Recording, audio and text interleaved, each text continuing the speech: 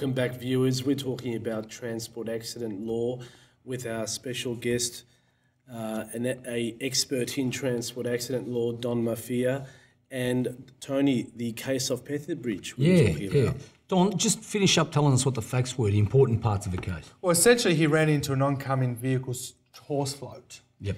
And sustained very, very significant injuries to his leg. There were issues as to how it happened, but essentially the court found for Mr. Petherbridge. Well, he was very lucky, Don, because I think there was a video from one of the other motorbike riders that actually showed that the horse float's wheel had gone encroached onto his side of the road. Yeah, that's correct. And that saved him. So, Don, it was a claim for pain and suffering? It was a claim for pain and suffering and also for income loss as well. And what was the result of the... pain and suffering. Pain and suffering. His injuries were a severe injury to right leg. I think it's best described. Severe, very significant. They'll talk about amputation at the start. He had compartment syndrome, multiple fractures. Essentially, he's had 9 surgeries since the accident. It's very significant. Very significant. The worst.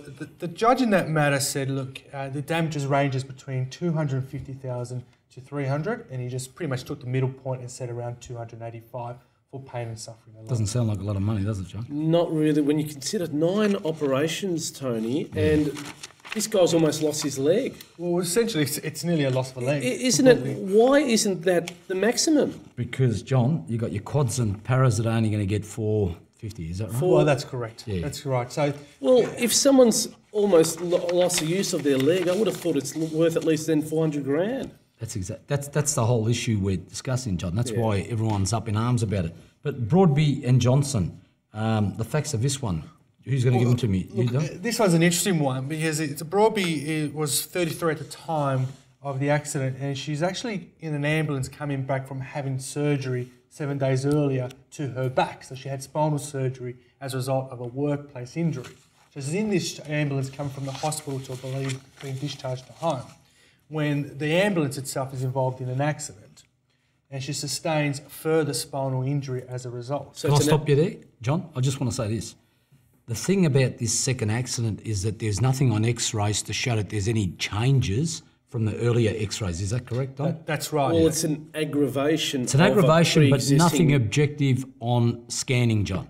Well, it's an aggravation of a pre-existing medical condition. That's right. And it was all based on her symptoms, on her explanation of what she's... pain. That's exactly right. That's right. Yes. It was to the stage where she had to put in an implant to infuse morphine on a daily basis. So it's quite significant pain that she was suffering. She's been previously compensated, hasn't she, John? Well, she's had a work injury, received a total loss under the work cover scheme of around $167,000, Tony, which is really significant. It's a lot under that scheme because at the time you couldn't sue for common law damages because that's the period when Jeff Kennett's government abolished common law. Yes, exactly. And if it wasn't for that, John, do you think that she would have got a lot more? She would have got, what, 300 perhaps? Oh, under damages, 300 to 400. Okay.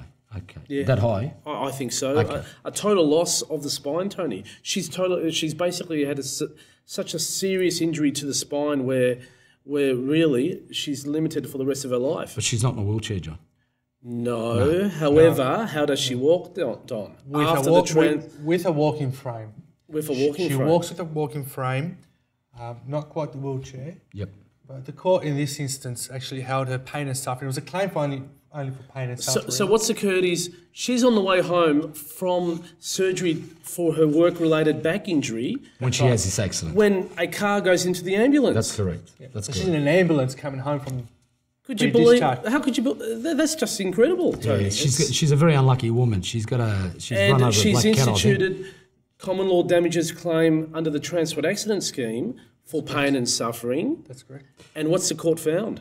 Court found $350,000 for her pain and suffering. But John, it's pretty high, considering that there was no changes on the scans from the earlier damage and the subsequent damage.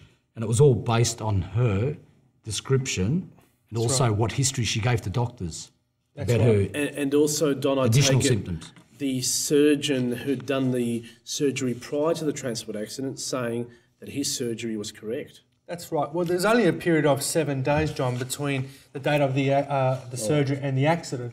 But his prognosis at the time, before the accident, was she'll recover in full. In fact, to a stage where she'll probably get back to work, and rated as high as 70 to 80% chance of getting back to work. John, do you realise she got the $350 less what?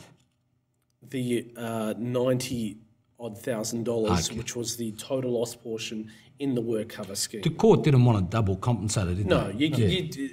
the legislation, the scheme, and the courts always say you cannot double dip. You cannot be compensated twice.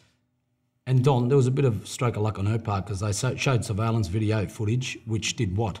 Well, they showed her walking through SeaWorld. She took a few trips to Queensland and walking through SeaWorld with a walking frame. And the judge said, well, you can clearly see she was quite disabled and in a lot of pain.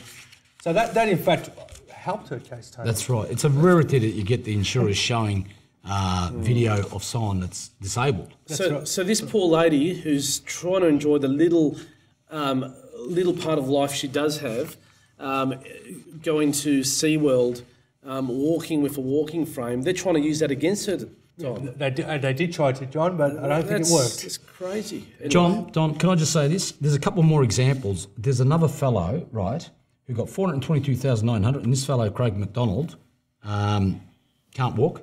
Yeah. There's another- from neck down. Paraplegic. Paraplegic. There's a lady, Kate Frawley, who's also quadriplegic, who got a payout many, many years ago under the old system, and her money's run out. That's a shocking case, Tony. The government needs to look at that and try and do something about that. Now, the point we're discussing tonight is this. The upper limits, whether they be 450, 460, whatever they are because they're indexed, are they appropriate? What do you think, John? It's harsh. It's a harsh system. I know scheme viability is always an issue. However, we're talking about people's lives, and a simple figure of $400,000 I don't think is enough. And we're Simple talking as about that. people's lives that have been destroyed by someone else's fault. Well, that's right. So it really means that some people can get away with the financial consequences of their results to a certain degree. Can I make a suggestion? My view, Tony, is if we're talking about a young bloke or lady that's been injured as a total result of someone else's negligence, why isn't that worth $1 million, Tony? Well, that's right. Well, that's the thing I'm going to throw up at you guys. What I had in mind was this. Why don't we have two different scales? Why don't you have a scale for quadriplegics, tetraplegics and paraplegics where pain and suffering's $1 million plus, and have another scale for everyone else as is? What do you think about that, John?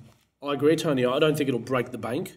How many of these cases do you think we have a year where Well, I people wouldn't can't think walk? more of Not those many. tetraplegics. There wouldn't be a high percentage at all. I mean, my view would say, well, look, with those higher end injuries, just let the courts decide. Okay. Let them decide exactly the amount. Look, it's a highly contentious issue, and we might have to come back to it another time. But look, Don, I want to thank you for coming on board. Thank you. We'll get you back another time. Look, we're going to have to go to a sponsors break, viewers, so please stick around because we've got Kathy's mailbag coming up very shortly. Thank you. Stay tuned.